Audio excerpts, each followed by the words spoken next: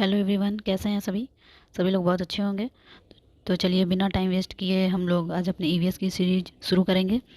तो शुरू करते हैं फर्स्ट क्वेश्चन के साथ। फर्स्ट क्वेश्चन है, आकार के आधार पर परिवार को कितने भागों में बांटा गया है। तो इसका ऑप्शन है ए, दो भागों में। एक संयुक्त परिवार होता है और एक एकल परिवार होता है। इसमें आपको कन्फ्यूज़न नहीं होना है, दो भागों में ही बांटा गया है। नेक्स्ट है, मनुष्य के शरीर के लिए आवश्यक ऊर्जा का प्रमुख स्रोत माना जाता है। तो इसका ऑप्शन है सी, कार्बोहाइड्रेट जो होते हैं ये ऊर्जा का सबसे प्रमुख स्रोत होता है। नेक्स्ट है, तिलचट्टे को किस श्रेणी में रखा जाता है। इसका ऑप्शन होगा सी, सर्वाहारी में।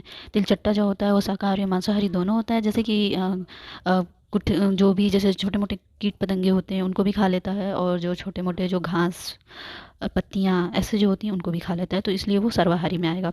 पुष्कर मेले का आयोजन कहाँ किया जाता है। इसका ऑप्शन है सी, राजस्थान में। ये जो क्वेश्चन है सारे, ये ऐसे क्वेश्चन हैं जो कि ये वन लाइनर टाइप के क्वेश्चन है। ऐसे क्वेश्चन बहुत ही ज़्यादा पूछ लिए जाते हैं, और अब तो एग्ज़ाम में कुछ भी पूछा जा रहा है तो आपको हर तरह से तैयार रहना है। साइकोलॉजी टाइप के जो क्वेश्चन आएंगे आप उनको कर सकते हैं, क्योंकि उसमें आपको सिर्फ निगेटिव और पॉजिटिव देखना है, बाल केंद्रित देखना है।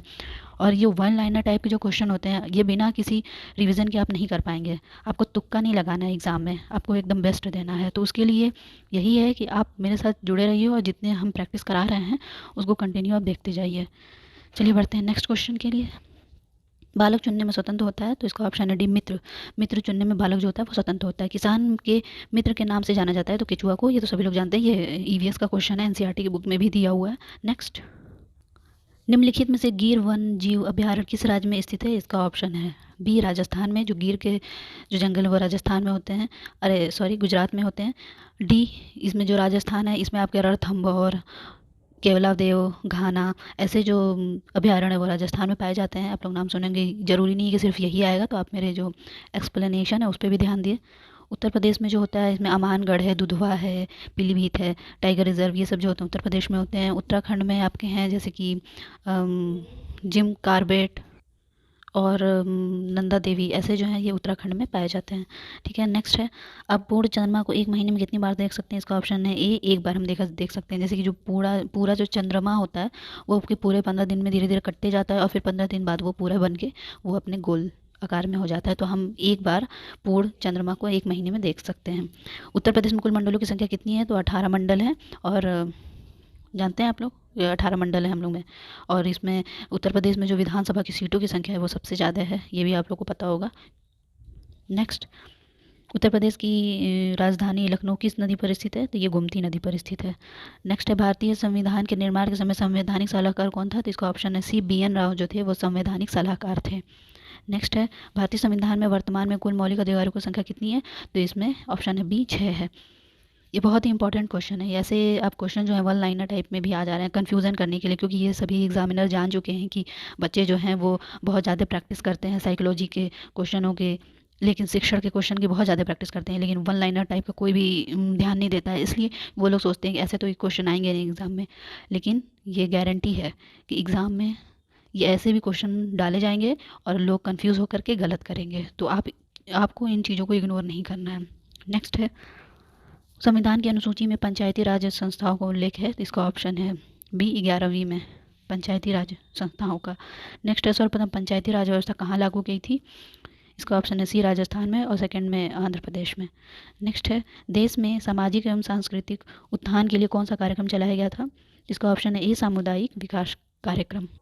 भारत के राष्ट्रीय आदर्श वाक्य के रूप में अपनाया गया है। इसका ऑप्शन है बी, सत्यमेव जयते। देखिए ये भी बहुत कंफ्यूजिंग वाला क्वेश्चन है, जैसे सत्यम शिवम सुंदरम भी बहुत लगा सकते हैं सत्यमेव जयते। तो ये आपको ध्यान देना है, सत्यमेव जयते जो 2 वर्ड वाला होगा। एक ट्रिक है, जैसे सत्यमेव एक ये हो गया और जयते 2, तो जो 2 वर्ड वाला होगा वही आपका उसमें ऑप्शन में आपको टिक करना है, सत्यम शिवम सुंदरम नहीं। ठीक है, नेक्स्ट, संविधान दिवस कब मनाया जाता है। इसका ऑप्शन है डी, 26 नवंबर। संविधान हमारा 26 नवंबर 1949 को बन के तैयार हुआ था और अंगीकृत किया गया था 26 जनवरी 1950 को। नेक्स्ट, पारिस्थितिकी तंत्र के संबंध में सही नहीं है।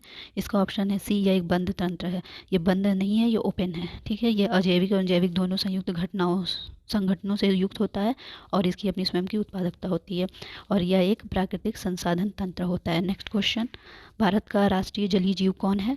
इसका ऑप्शन है डी, गंगा की डाल्फिन। भारत सरकार ने 2010 में मई में इसको जलीय जीव, राष्ट्रीय जलीय जीव घोषित किया था। नेक्स्ट है जैव विविधता, बायोडाइवर्सिटी शब्द का सर्वप्रथम प्रयोग किसने किया था? इसका ऑप्शन है डी, वॉल्टर जी रोसन ने किया था 1985 में। एक बार आप लोग चेक कर लेना, लेकिन 1985 में है। गिद्ध के विलुप्त होने का प्रमुख कारण क्या है? इसका ऑप्शन है सी, दर्द निवारक जो दवाएं होती हैं वो गिद्ध के विलुप्त होने की बहुत बड़ी भूमिका निभा रही है। नेक्स्ट, रेड डाटा बुक से क्या आता है? IUCN। इसका ऑप्शन होगा डी, विलुप्त प्राणियों को इसमें रखा जाता है। नेक्स्ट है निम्न में से किसका मुख्यालय चेन्नई में है? तो चलिए हम एक एक करके बताते चलते हैं। केंद्रीय आलू अनुसंधान जो है ये है आपका शिमला में है। केंद्रीय तंबाकू अनुसंधान है ये आपका राजमुंद्री में है। भारतीय राष्ट्रीय डेयरी अनुसंधान संस्थान ये आपका हरियाणा में है। और राष्ट्रीय जैव विविधता प्राधिकरण ये आपका चेन्नई में है। ओके। नेक्स्ट है निम्नलिखित में से कौन सा अधिनियम 1986 में पारित किया गया था? इसका ऑप्शन है बी, पर्यावरण संरक्षण अधिनियम। पर्यावरण संरक्षण अधिनियम 1986 में आया था। और भारतीय वन्य जीव संरक्षण अधिनियम ये जो 1972 में था। और वन संरक्षण अधिनियम ये 1980 में था। ओके। नेक्स्ट है जैव विविधता दशक है। इसका ऑप्शन है डी, 2011 से 2020 तक का जो दशक था, 2020 जो भी हमारा 2 साल पहले बीता है, ये जैव विविधता दशक था 2011 से 2020 तक। रामसर संधि का संबंध किससे है? इसका ऑप्शन है ए, आर्द्र भूमि संरक्षण से। रामसर संधि जो हुई थी ये ईरान में हुई थी 1971 में आर्द्र भूमि के लिए। और हमेशा 2 फरवरी को वेटलैंड डे मनाया जाता है, आर्द्र भूमि दिवस। ओके। नेक्स्ट, पर्यावरण संतुलन तथा सुरक्षा संबंधी संकल्पना क्या कहलाती है? इसका ऑप्शन है डी, पर्यावरण प्रबंधन। नेक्स्ट, भारत के किस राज्य में भूस्खलन की संभावना सबसे अधिक रहती है? तो उत्तराखंड में। जाहिर सी बात है कि जहाँ पे पहाड़ और नदियाँ होंगे वहीं पे आपको ऐसी भूस्खलन की जो घटनाएं होती हैं वो आपको दिखेंगी। जो मैदानी क्षेत्र है वहाँ पे कभी भूस्खलन की घटनाएं नहीं होंगी। नेक्स्ट है प्राथमिक तथा जूनियर स्तर पर बालकों के लिए पर्यावरण शिक्षा क्यों आवश्यक है? इसका ऑप्शन है डी, पर्यावरण को जानने समझने के लिए, पर्यावरण संतुलन को बनाए रखने के लिए, प्राकृतिक आपदाओं से सुरक्षा के लिए और उपयुक्त सभी। तो ये तीनों हैं, तो इसलिए इसका ऑप्शन होगा डी। नेक्स्ट और लास्ट क्वेश्चन, पर्यावरण शिक्षा में क्रियाकलापों का क्या महत्व है? छात्रों को पर्यावरण के प्रति करके सीखने के योग्य बनाना, छात्रों को आगे की पर्यावरणीय शिक्षा के लिए अधिक प्रयोगवादी बनाना, या सी दोनों? इसका ऑप्शन है सी, दोनों। तो ये आपके पूरे 30 क्वेश्चन हैं। ओके। EVS के जो आपके एग्ज़ाम के लिए बहुत ही यूज़फुल है। तो आप मेरे वीडियो को जितना ज़्यादा से होकर शेयर किया करिए, लाइक किया करिए, सब्सक्राइब किया करिए और अपने दोस्तों के साथ ज़रूर शेयर किया करिए मेरे वीडियो को।